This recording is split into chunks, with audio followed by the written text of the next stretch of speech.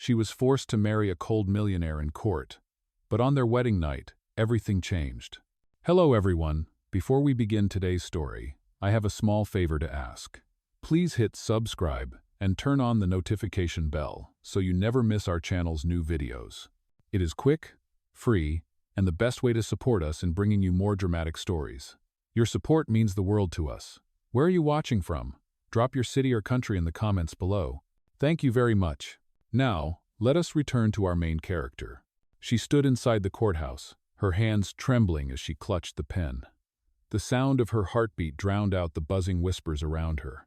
Every eye in the room was fixed on her, the poor girl forced into an arrangement she never wanted. She lifted her chin, refusing to let her tears fall. At the opposite table sat the man she was about to marry. His suit was pressed to perfection, his face carved in stone, and his eyes colder than winter rain. He did not glance at her, not even once. To him, this was not marriage, it was business. The judge's voice echoed across the chamber, asking her to sign. The document trembled in her hand. She remembered her mother's hospital bills, stacked on the kitchen table. She remembered the letters from creditors threatening to take everything away. She remembered her younger brother, still in school, who had looked at her with silent fear when the men in black suits came knocking on their broken door. With no other way out, she signed. The ink spread across the page, sealing her fate. The millionaire leaned forward and pressed his signature with steady precision, as if he were signing another corporate contract. When he finished, he closed the pen, pushed the paper away, and rose from his chair without a single word. The room gasped when he walked straight past her, his polished shoes striking the floor like thunder. He did not offer his arm. He did not acknowledge her existence. It was as though she were nothing but a shadow attached to his name. The crowd erupted outside the courthouse doors. Reporters shoved microphones forward, flashes lit up like lightning, and the headlines had already been written before the ink on the contract dried. Cold millionaire marries a nobody. Fortune meets failure in courtroom wedding. Cameras zoomed in on her pale face, searching for a sign of shame. She tried to hold her ground, clutching the small silver ring he had ordered for her. It was far too large for her thin fingers. It slid loosely, icy against her skin, a reminder that this was never meant to fit. She followed him into the waiting car. The door slammed shut behind her. Inside the luxury vehicle, the air was colder than the December wind outside. He stared out the tinted window, his jaw set tight. "Understand this," he finally said, his voice sharp as glass. "This is a contract, nothing more. Do not expect kindness. Do not interfere with my life. You will live under my roof, but you will never step into my world." Her chest tightened at his words, but she forced herself to answer. "I understand." The car sped through the city, leaving behind the courthouse, the reporters, and the pieces of the life she once knew. She pressed her forehead against the cool glass and let the city blur into streaks of light. She was now the wife of a man who would never love her. A millionaire with a heart locked behind walls higher than any skyscraper he owned. And yet, deep inside, a fragile spark whispered that fate was never so simple. This was only the beginning. The car rolled to a stop in front of a mansion that seemed to rise endlessly into the night sky. Its gates were tall iron, its walls built of pale stone that glowed under the soft golden lights. She had never seen a place so vast. The steps leading to the front doors looked as if they belonged to a courthouse more than to a home. When the chauffeur opened her door, the sharp chill of the evening struck her skin. She followed her new husband up the long stairs, each step echoing in her chest like a warning. Inside, the silence was heavier than the marble columns. Portraits of men in suits stared down from the walls, stern and judgmental, as if reminding her that she did not belong here. A line of servants stood waiting, their heads bowed low for the master, but when their eyes slid toward her, the bows vanished into cold curiosity. Whispers followed her every step, sharp as daggers hidden behind polite smiles. He removed his coat, handed it to a butler without a word, and finally turned to her. His gaze was detached, almost businesslike. "This marriage is only a legal arrangement. Do not mistake it for anything more. You will have a room on the west wing. Meals will be served at fixed hours. You may eat, or you may not. It makes no difference to me. Do not attempt to enter my study, and above all, Do not meddle in my affairs. Do we understand each other?" Her throat was dry, but she managed to nod. "Yes, I understand." "Good." His voice cut the air like the snap of a lock. "In return, your family debts will be erased, and your mother's medical care will be taken care of. That was the bargain. You signed it in court, and now you will live it under this roof." Her chest tightened. She thought of her mother lying in a hospital bed, fighting to breathe without the machines. She thought of her brother, still a boy, carrying the weight of their family's struggles on his thin shoulders.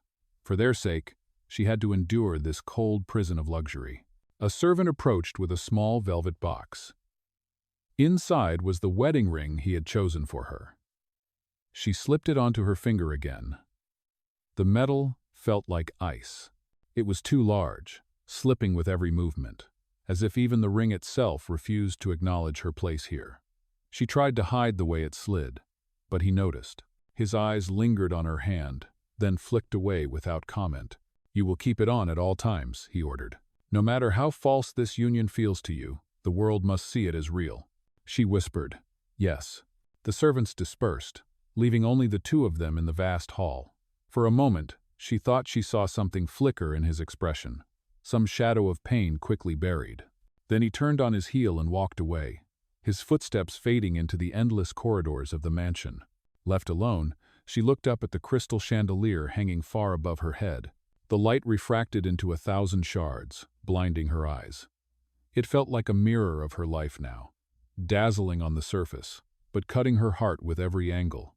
That night, she unpacked the few belongings she had brought with her: a faded photograph of her family, a scarf her mother had knitted before the illness, a sketchbook she kept hidden, filled with drawings of places she had never visited. She placed them carefully on the nightstand of the room that would never feel like hers. The silence pressed against her ears. She pulled the too large ring tighter onto her finger, whispering to herself that she would endure. She would survive this cold contract, no matter how long it lasted. But somewhere in the depth of her heart, a quiet thought lingered. A thought she dared not voice. Could there ever be something real hidden inside this marriage built on paper and ice?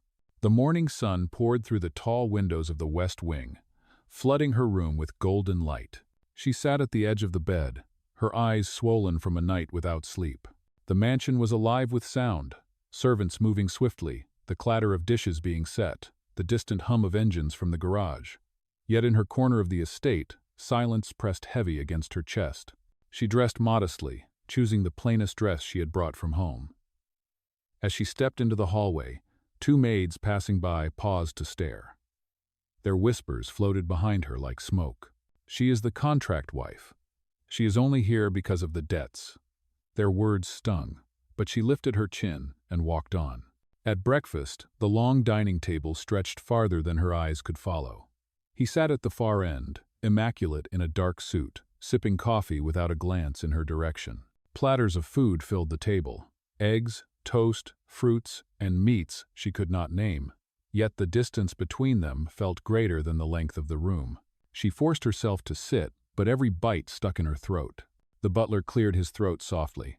"Madam, would you like more tea?" The word struck her. Madam. It felt foreign, as though it belonged to another woman in another life. She shook her head.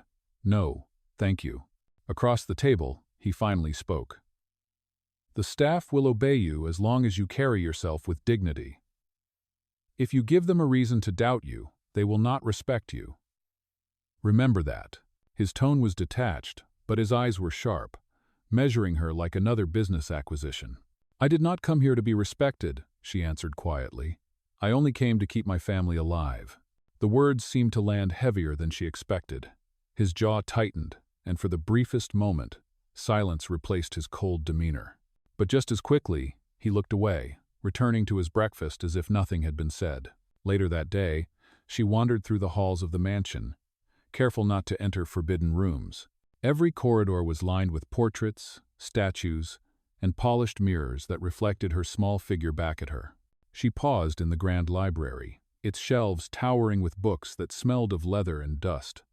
As she traced her fingers over the spines, a voice startled her. "You like to read?" She turned. One of the junior maids stood timidly at the door. The girl's face was soft, her uniform plain compared to the elegance of the senior staff. "Yes," she admitted. "Reading takes me away from places like this." The maid smiled faintly before her expression grew cautious. "Be careful. Not everyone here wants you to feel at home. Some of them think you do not deserve this place." The warning settled like ice in her veins. But instead of anger, she felt a quiet defiance stir within her. She had survived humiliation before. She had faced hunger, debt collectors, and the shame of poverty. She would not let whispers in a gilded hall destroy her spirit. That evening, she found herself in the garden. Roses climbed the stone walls, their fragrance heavy in the air. She sat alone on a bench, her sketchbook resting on her lap. With careful strokes, she began to draw the world as she saw it. The towering mansion, the roses bending toward the setting sun, and her own shadow cast long on the ground. Behind her, footsteps crunched on the gravel. She did not turn, but she felt his presence. He stopped a few paces away, watching silently. For a moment, she wondered if he would speak, but he said nothing. When she finally looked up, his eyes flickered to the sketchbook, then to her face. Without a word, he walked away, leaving only the fading sound of his shoes on the path. She closed the book and held it tightly to her chest. The mansion might try to break her, but she would not let it erase who she was. She would endure the coldness, the whispers, and the endless gulf between her and the man she had married. And somewhere deep inside, she sensed that he, too, was fighting battles she could not yet see. The following days unfolded like a delicate war between silence and unspoken words. She moved through the mansion quietly, keeping her presence small, yet somehow her existence continued to ripple through its grand halls. The servants still whispered, but her calm dignity began to unsettle them. She was not broken, as they expected. She held herself with quiet grace, answering their stares with steady eyes. One evening, she found herself in the kitchen. The staff had long finished their work, and the vast counters gleamed under the dim lights. She rolled up her sleeves and prepared a simple meal with the few ingredients she could find. The scent of garlic, onions, and fresh herbs filled the air. It was nothing like the extravagant dishes served at the dining table. It was warm, humble, and human. She was stirring the pot when a voice came from behind. "What are you doing here?" She spun, startled, and nearly dropped the spoon. He stood in the doorway, his expression unreadable. His suit jacket was gone, his tie loosened, and his sleeves rolled just enough to show that the night had worn him down.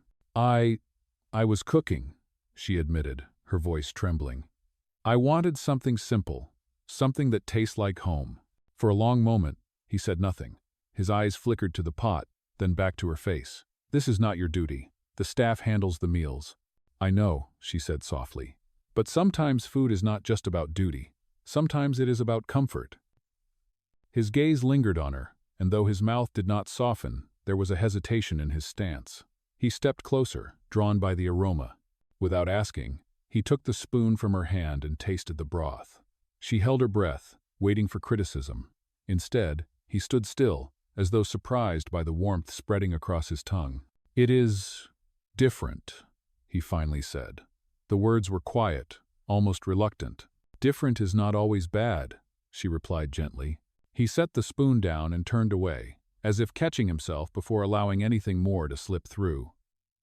"Do not waste your time here," he said, his voice regaining its steel. "This mansion does not need your touch." But when he left, she noticed that he had taken the bowl with him. Later that night, as she walked through the halls, she overheard a heated conversation near his study. His voice, usually calm and controlled, carried a sharp edge. "If I hear one more word about her being unworthy, you will find yourself without employment. She may be my wife by contract, but she is under my protection. Do you understand?" The silence that followed was heavy. She pressed her back against the wall, her heart pounding.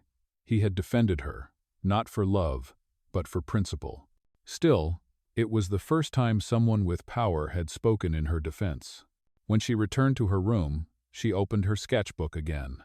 She drew the scene from memory, him standing tall, his shadow stretching across the corridor, shielding her from a storm she had not even seen coming. The next morning, as she passed through the dining hall, she noticed a small detail that made her pause.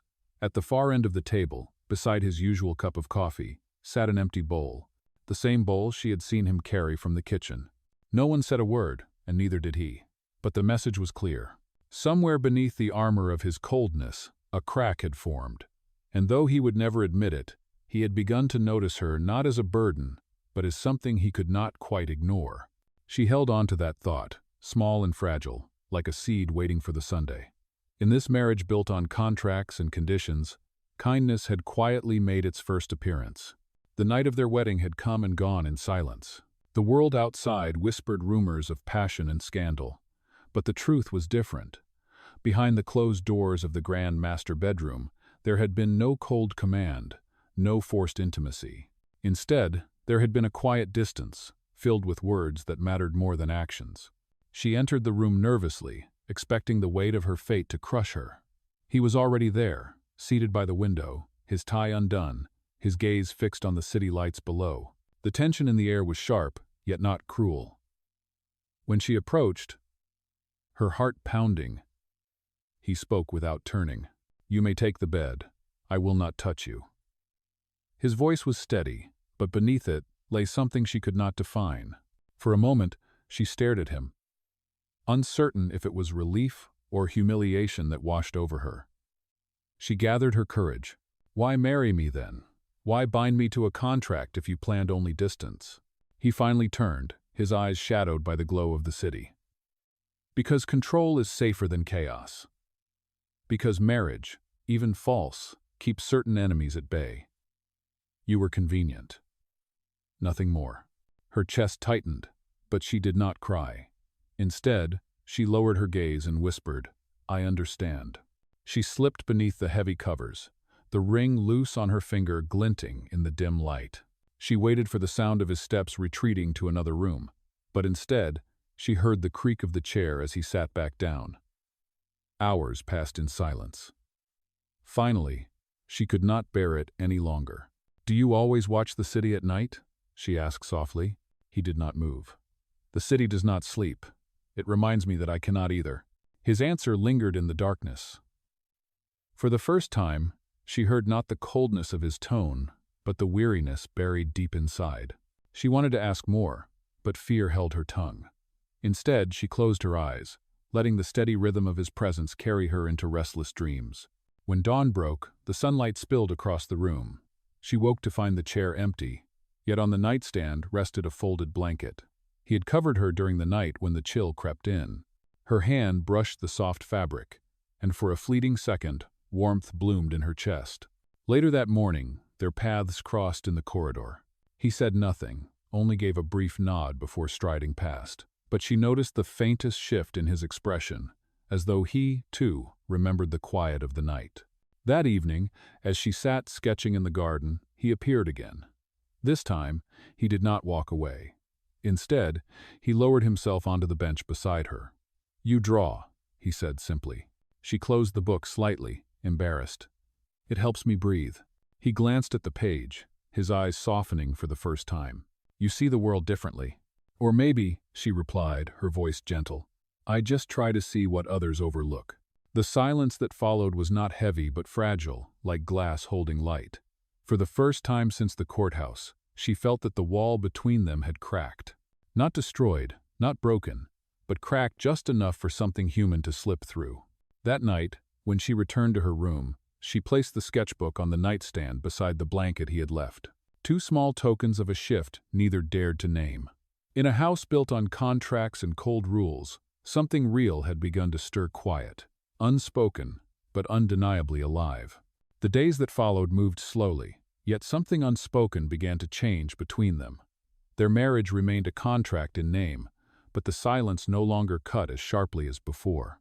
Instead, it began to shift into something quieter, something almost fragile. One morning, she stepped into the kitchen early, long before the staff began their work.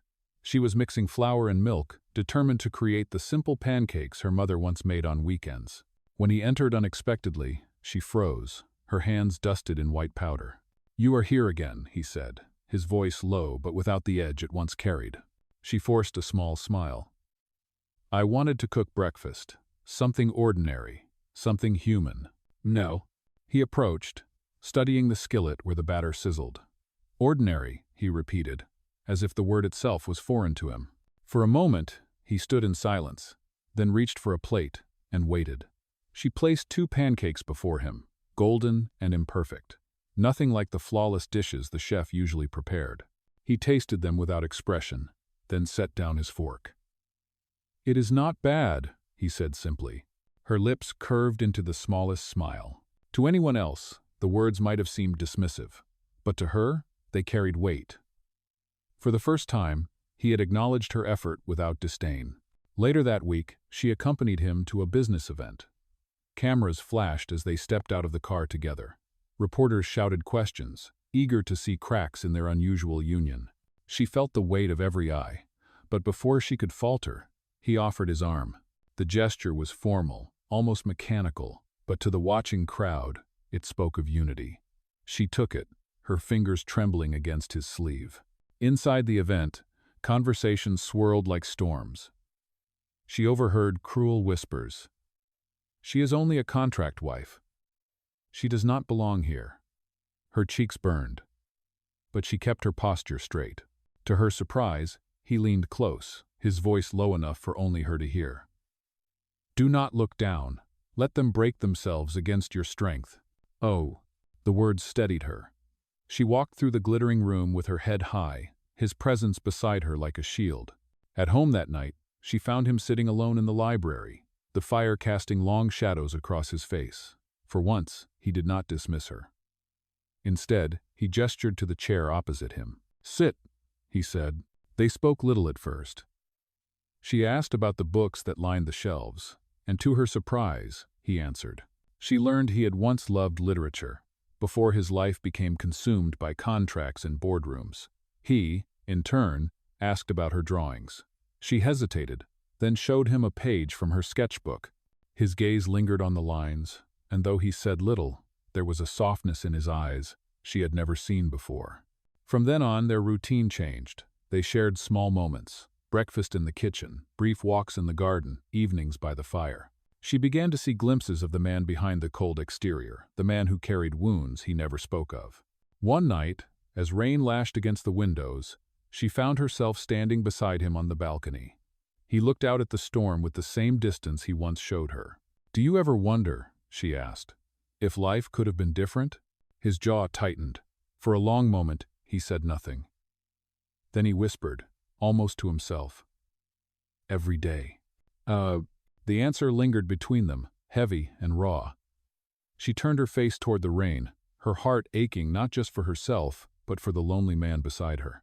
Their marriage had begun as paper and ice, yet slowly, through these quiet exchanges, it was becoming something else, something that neither of them dared to name, but both could feel, something real. The fragile peace between them could not last forever. The world beyond the mansion walls was watching, waiting for the chance to strike. That chance came one afternoon, when headlines spread like wildfire across every newspaper and television screen. "Contract marriage exposed." The words glared from the front page, accompanied by photographs of their courthouse wedding. Documents had been leaked, revealing the agreement that had bound them together. The public devoured every detail, and the whispers grew into roars. By the time she entered the city with him for a scheduled charity gala, the reporters had already gathered like vultures. Cameras flashed, voices shouted accusations.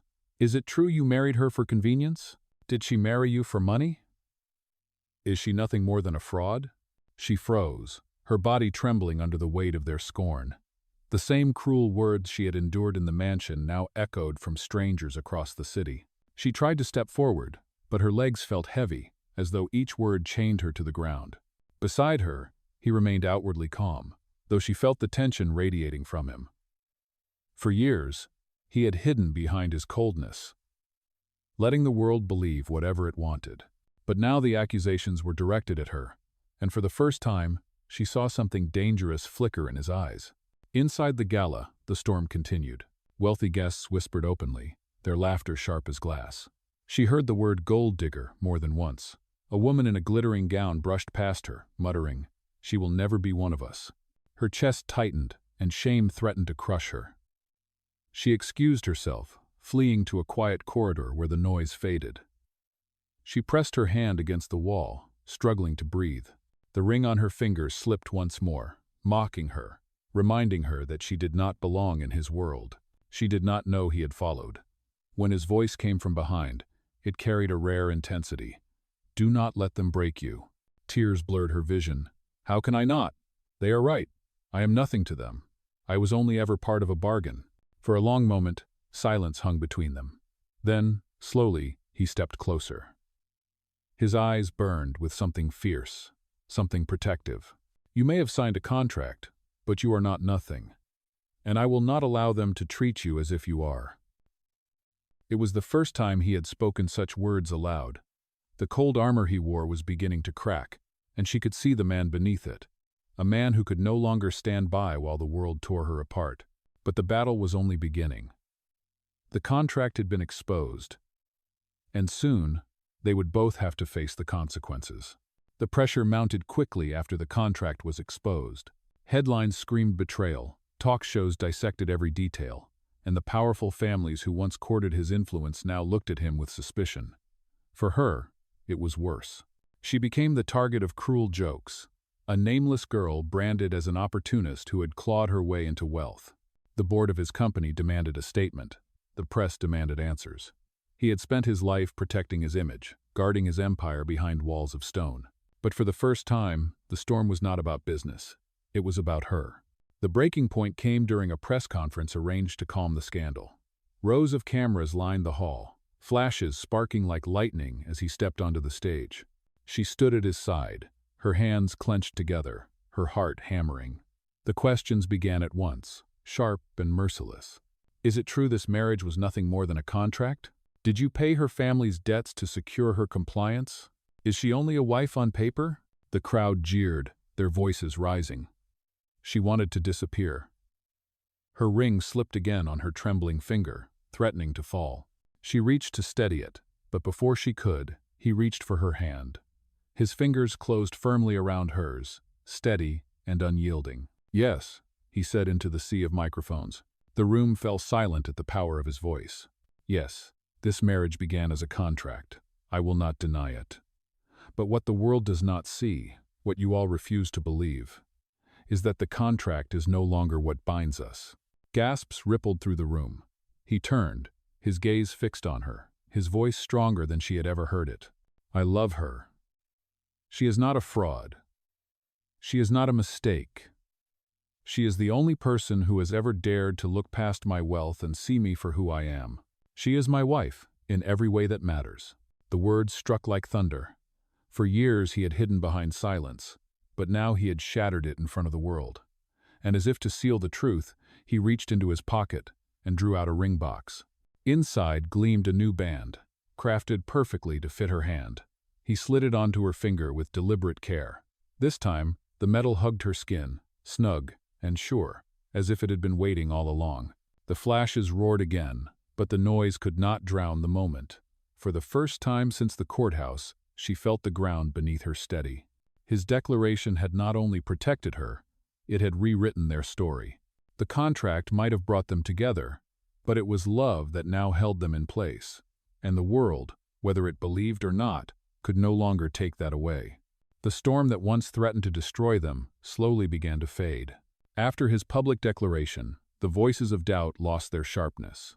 The same newspapers that had mocked her now printed photographs of the moment he slipped the new ring onto her finger, calling it a scene of defiance and love. The whispers inside the mansion fell silent as well. Servants who had once judged her now bowed with genuine respect, no longer daring to call her unworthy. She walked through the halls without fear. For the first time, the portraits that lined the walls seemed less accusing. She was no longer a stranger forced into a contract. She was his wife. In truth and in name. One evening, she returned to the kitchen where it had all begun. She prepared the same simple meal she had made before, her hands steady as she stirred the pot. When he entered, she smiled and placed a plate before him. He sat down without hesitation, eating beside her at the modest counter instead of the endless dining table. "This tastes like home," he said quietly. Her heart warmed at the words. It was not the mansion, nor the wealth, nor the ring that made her feel safe. It was this, his presence, his acceptance, and the simple act of sharing food made with care. Later that week, they visited her mother in the hospital. The doctors spoke of her recovery with hope, for the treatments were no longer delayed by unpaid bills. Her mother took her hand, her eyes filled with tears of relief, and whispered, "You look happy." For the first time in a long while, she could answer truthfully, "I am." Back at the mansion, she placed her sketchbook on the dining table after supper.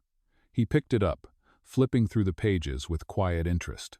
Among the drawings was one she had finished recently, a picture of the two of them standing in the garden, the mansion behind them, the roses blooming around their shadows. He lingered on that page the longest, tracing the lines with his finger. "You see us differently," he murmured. "I see us as we are," she replied. He looked at her then, truly looked. And for once his eyes were free of the walls that had caged him for so long. He reached across the table, taking her hand in his, not as part of a bargain, but as a promise. Their marriage had begun as ink on paper, cold and calculated, but now it was something deeper. It was built on honesty, on courage, and on the fragile but undeniable truth of love. And as they stood together beneath the crystal chandelier that once blinded her with loneliness, he kissed her gently, sealing not a contract, but a future they would face side by side.